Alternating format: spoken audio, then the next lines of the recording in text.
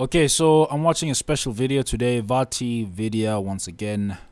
This time he's watching an extended look at Armored Core 6. And I was curious about this one because I had a couple of comments say that Armored Core is not like a Soul's game. They were quoting I think one of the people who were responsible for the game said it in some review, said it in some video that it's not a Souls game, blah blah blah. And of course, I didn't mean like it's gonna be a Souls game when I talked about it. When I looked at the trailer, I simply said, okay, I did actually think it was gonna be a Souls game.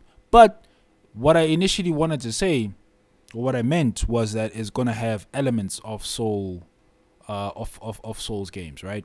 Because that's what From Software learned throughout making Souls games for centuries now. Ever since they stopped making Armored Core games. I mean, so what does the very authority of Souls games say? The first thing he says here. Let's hear him out. As you watch this brand new footage of Armored Core 6, I'm curious, what do you see? Armored Core or Souls? To whoever said I was wrong, to whoever said it, this is your Messiah saying it right there. Okay, I take it back. It's not Messiah. He's a messenger. Yeah, I think that's less blaspheme. But yeah, anyway, yes, exactly. It's gonna have soul elements. Look at this. The locking on system. The boss having ridiculous ass movesets. Look at these movesets. Truth is, there's a bit of both here, honestly. Bro. I recognize the three-dimensional combat of Armored Core. I've seen its familiar mission structure, its atmosphere, and the unrivaled customization potential that the mecha genre lays claim to. But finally, no one can deny that there is a lot of Souls influence in this. Yes, a lot. This hard lock-on is not traditional Armored Core. The pacing and the telegraphed attacks would not look out of place in a Souls game. Even the stagger system is basically Sekiro's. There's a stagger system. Now, there's a lot I could say right now, but I'm honestly really tired of this whole debate, and I'd prefer to move on because there is now so much more to talk about instead. So Bandai Namco has given me about 4 minutes of gameplay to share here today, but I've actually seen a lot more than this. Press were actually able to see a live demo of basically this entire mission. And you know the best part of that live demo?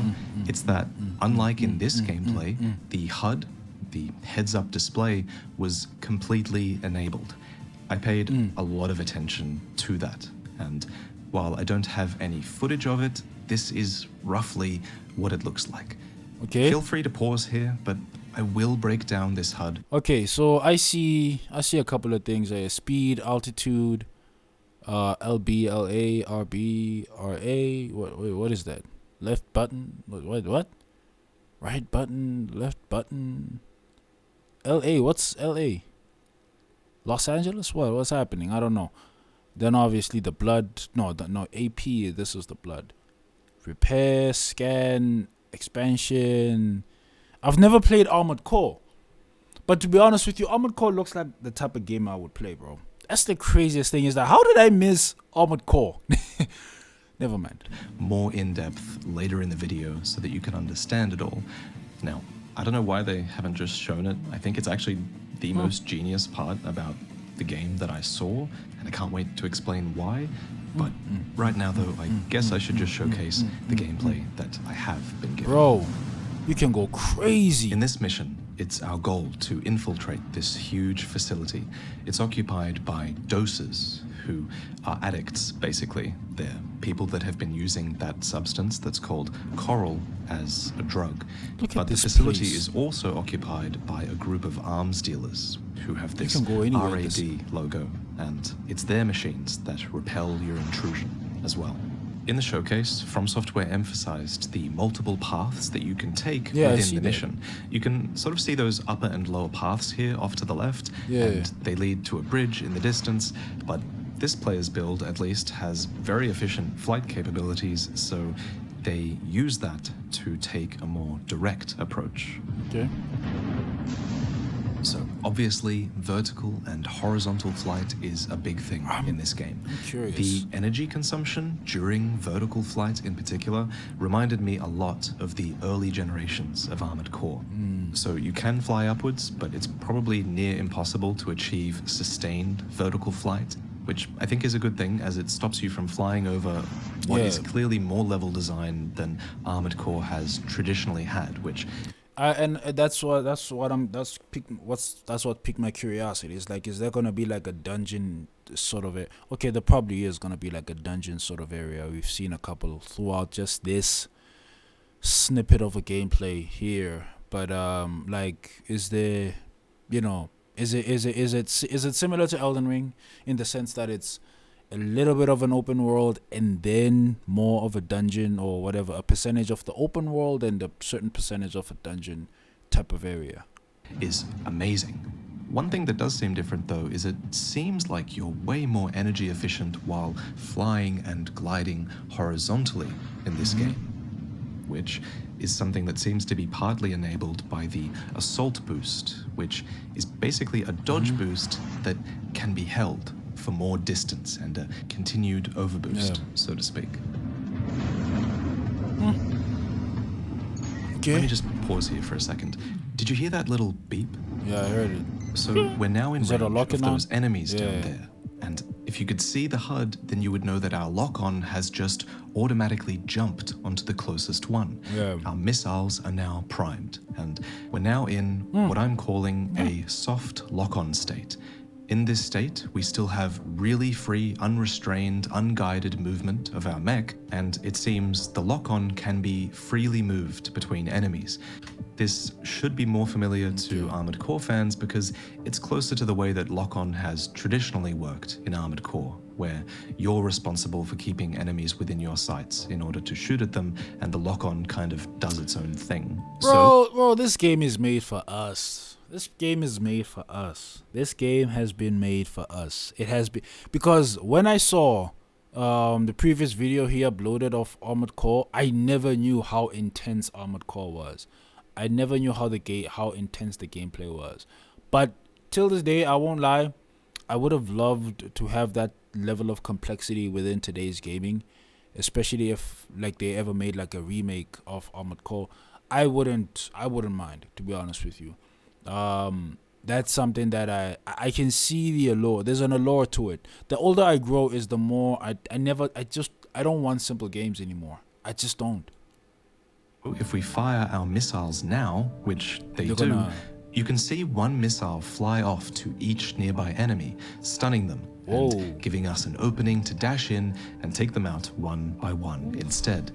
Except at some point, the player locked on manually, and now we've transitioned into what I'm going to call a hard locked on state. Boom. Oh! Now Yes, that the sir. enemies are dead. Death from hard above. lock Oh! goes off, but Hey! wait, there's more enemies up like top, that. so I like that. the player goes up and commits to more hard-locked combat against them. And again, in this hard-locked state, we see a lock that I'm a grown-ass entirely man. I'm like- dictates the direction you're facing. And that is about that. not how lock-on has traditionally worked in Armored Core. In fact, the absence of hard lock-on is, I think, actually a big part of what contributed to Armored Core's traditional identity. So instead, you'll recognize this lock-on state from Souls. But before all the Armored Core fans get upset by this, perhaps rightfully so, remember the genius kind of is that the soft lock-on state, the traditional lock-on state, still seems to exist. And I think playing with that lock-on state will be viable, and it will give you benefits, although you're probably missing out by not hard locking on sometimes and allowing the player and their camera to be very bound to a single enemy and have your movement strafe around them perfectly instead.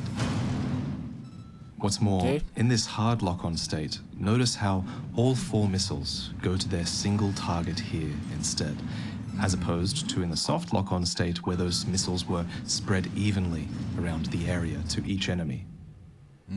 That enables some really cool strategy, I think. That's crazy. Okay. So you can lock onto multiple targets at the same time, and then the missile launches will be divided across the many targets that you're locked on. If you have 2 missiles, one of each missile will go to each of the targets, to the locked on targets. Let's say you have 2 missiles and you have 3 targets. No, let's say you have 1 missile and you're locked on to 1 target. I guess the missile will go to the first soft locked on target. Yeah, I'm not sure if I'm making any sense there. And speaking of strategy, this player's combat strategy seems to be to use their machine gun to stagger these smaller enemies. Enemy stagger bars are seen here, and they build up visually just like they do in okay. Sekiro. And you can see the moment that stagger kicks in here. In this staggered state, they've said that enemies take a ton more damage, and that makes it the perfect time to hit them with all your burst damage, which this player does with their barrage of 4 missiles. He launched the missiles. Another thing you before can he do while landed. the enemy is staggered is this. You can yeet enemies so far with this kick attack. Though I feel like this enemy only flew so far because it was already staggered. Yeah. In any other situation, the kick attack probably just builds up their stagger meter instead. Okay, yeah, Next that's clip. true. The gate was a major waypoint in the showcase, and it seemed to function a lot like a fog gate would in Souls, except when I watched, the player actually took about 10 seconds to hack open this gate. They were vulnerable the entire time they were doing that, and they even got ambushed during that process. What? So it's a cool way to sort of stop you from progressing too far. In Souls, you can just like run past everything, so it's kind of good that they stop you doing that here. But here they enter a tight corridor, and these in Armored Core traditionally force you to fight quite differently than you would have out in the open. Yeah. Often in past Armored Core games, your missiles would become useless inside, especially if they're the type that fire upwards or outwards, and your long-range weaponry might not be as good either. So that's why it's a good idea to have some close-range parts to help you out in tight spaces, like shields now, or maybe melee blades as well. Speaking of shields, they've actually added... Bro, I feel like I'm playing Transformers combined with what's that anime that keeps having a lot of like anime damn, what's with the armors and everything, damn, what's it called? I almost said it's called Armored Core. What's it called, man? It's called bro. I my favorite one is Iron Blooded Orphans. Damn, yo, I forgot. I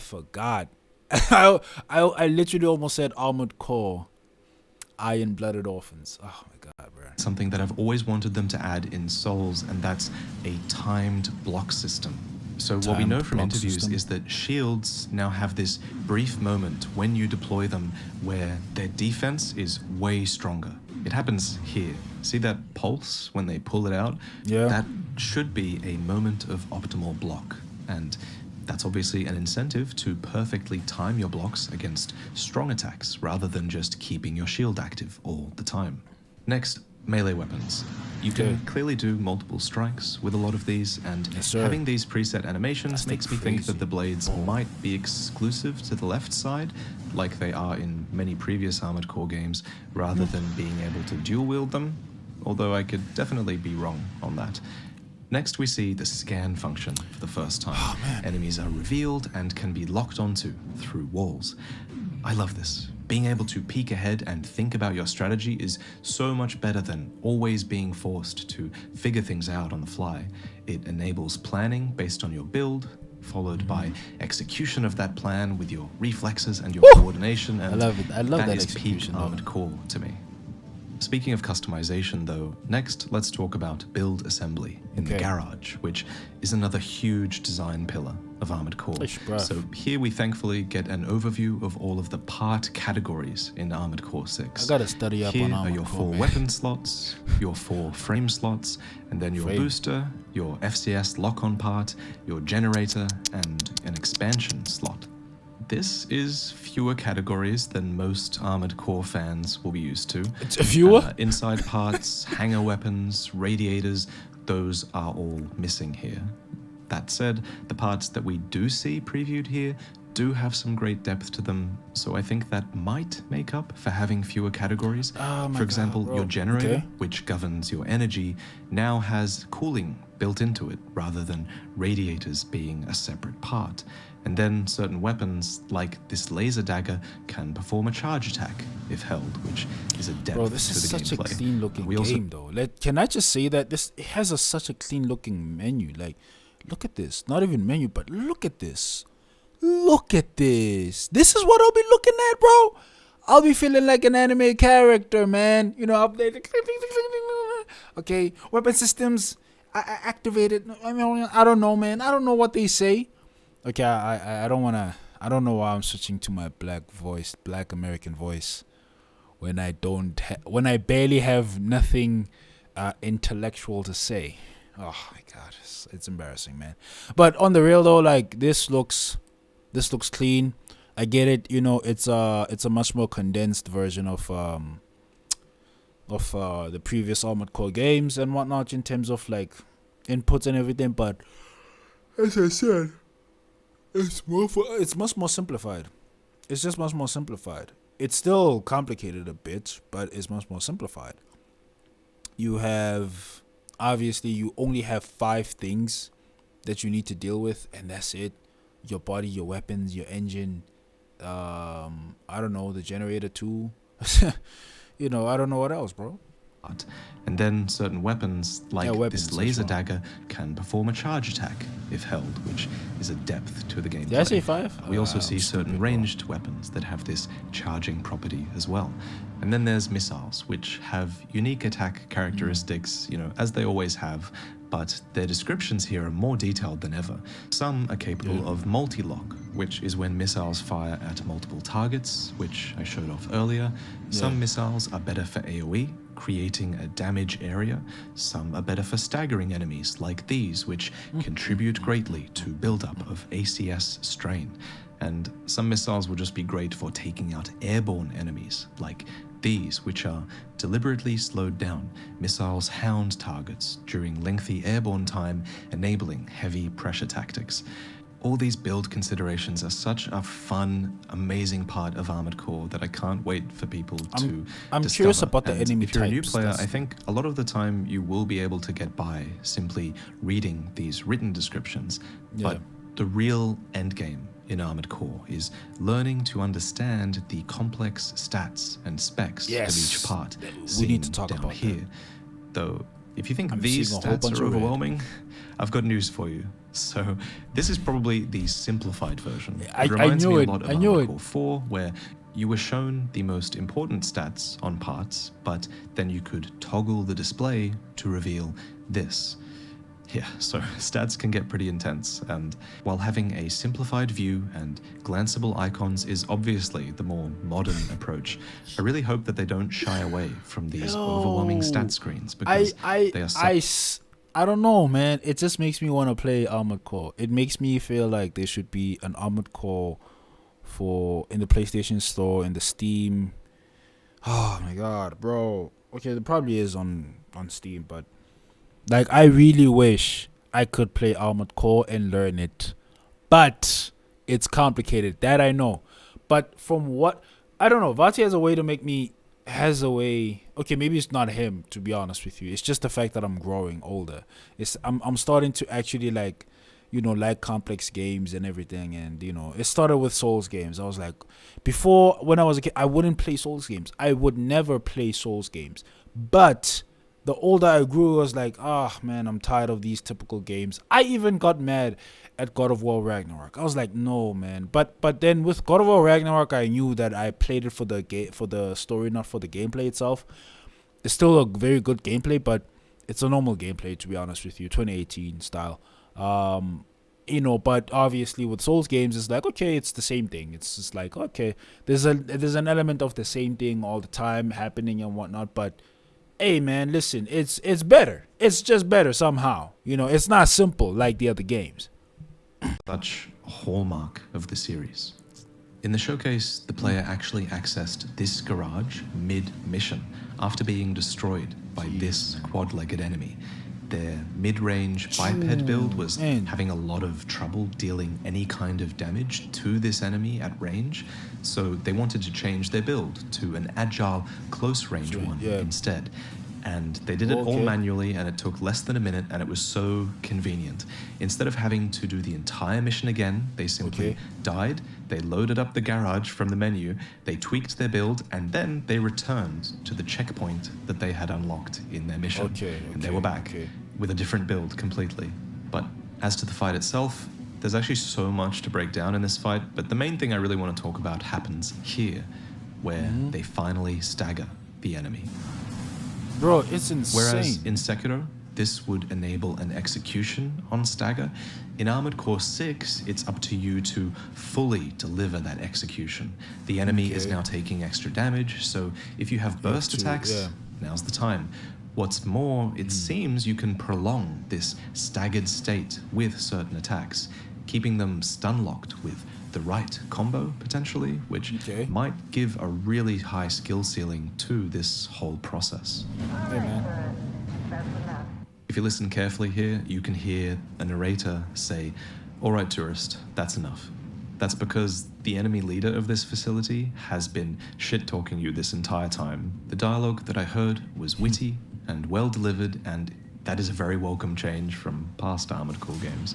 There was also some banter between this narrator and your own female operator, who is there to support you through your missions and warn you about what's ahead. And a main boss is ahead. But before this, in the demo, the player actually called a resupply drone, replenishing their health, their repair kits, and their ammo, and then it was time to fight this thing. A boss that has its own health and stagger meter that appears at the top of the screen. Its attacks are extremely well animated and telegraphed, and it has a ton of area denial and AoE, and it's just so well animated, and it looks like such a great fight. It also has 2 lock-on points, a weak spot at the front, and a shoot at the top, which I guess flying builds might be able to take more advantage of. I wonder how a slow tank build would deal with something like this, though. It seems like it would be hard to get distance and dodge with a tank, hey? Anyway, as promised, you would have let to me be recreate rolling the heads-up display in more detail, starting with the most important things. First up is your AP. Your armor points, or your health, basically, which was displayed numerically and with a slider around here. When the player took damage, this number and the slider would obviously deplete, and the screen would also distort a little bit, especially at the edges, which you can kind of see here. Then there was the energy gauge seen around here. This was depleted by things like flight, quick boosting, and I think melee as well. Of course, in Armored Core, how big this bar is determined by the capacity of your generator part, and how fast it depletes and recovers is determined by the energy output of that generator and the cumulative energy drain of all of your parts. Of course, the efficiency of your boosters will probably also play a part. Above it was a stagger bar. It was empty by default, but would fill up with orange from the center, just like this, whenever you took damage, and then it would deplete if you didn't take damage for a few seconds. The same goes for enemies. If you get staggered though, I think you just sort of pause for a couple of seconds, and previous interviews seem to suggest that you'll start falling if you're in the air as well. Next, there was like a box here for the expansion slot.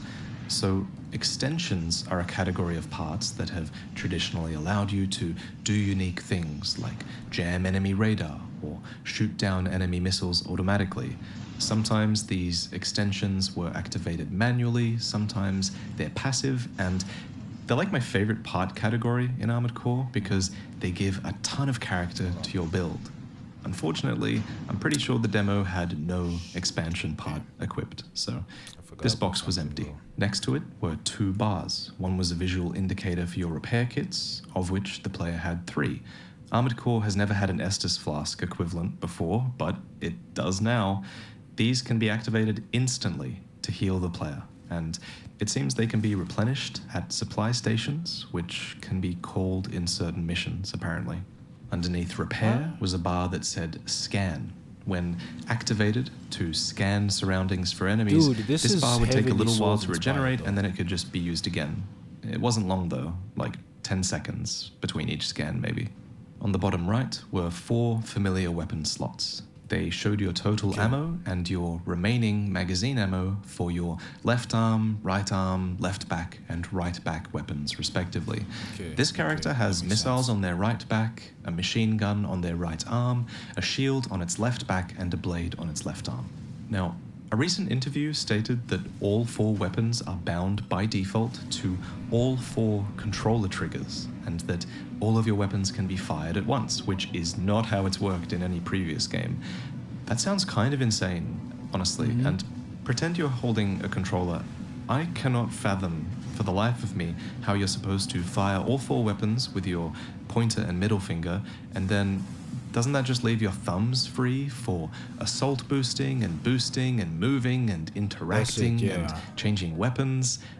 Just your thumbs for all those actions seems very difficult, so I'm extremely... I've dealt with it. I've dealt with it before. I remember like having to like press those where's my controller anyway? Let me show you my controller. Hold on. PS5 controller. Normal. So, damn, I have to put my microphone down. So, you would also obviously have to hold things like this and then move around like this. But sometimes you would move so fast. Like, you would move so fast that... Okay, damn. You would move so fast that you would just, like, you know, like, switch off, you know, what do you call this? Flick to the right or left for your camera angle and everything, and then get the enemy on the right spot. And on Souls games, obviously, it's like, bro, like you're locked onto the target, so you don't really need to move around your, you know, your right your right analog stick and whatnot. You need to focus your thumb on the buttons instead. You know, the jumping action, blah blah blah. It's easy stuff, simple stuff. I think it's gonna be simple. It's cool.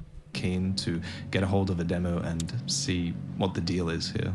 There was a vertical speed gauge on the left, there was what looked like an altitude gauge on the right, there was even a compass at the bottom that was actually pretty cool because it had red dots for all of the enemies around you, which I assume would actually be pretty useful when helping to locate the enemies that are just outside your field of view. Okay, then the but mission damn, objective it's was down written below. top That's left, a pretty waypoint marker difficult, was on actually. screen for that objective, That's and not easy killed to enemy look at, credit rewards bro. would pop up on the bottom. Imagine you have to right. get used to looking down Of course, instead of up. as mentioned earlier, the center of the screen features your fire control system, your lock-on, essentially. It's circular like it was in Armored Core 5, and while you're out of combat even, it stays in the center of your screen. Alright, listen. I could watch the rest of this video, but I don't want to. At least not in this way.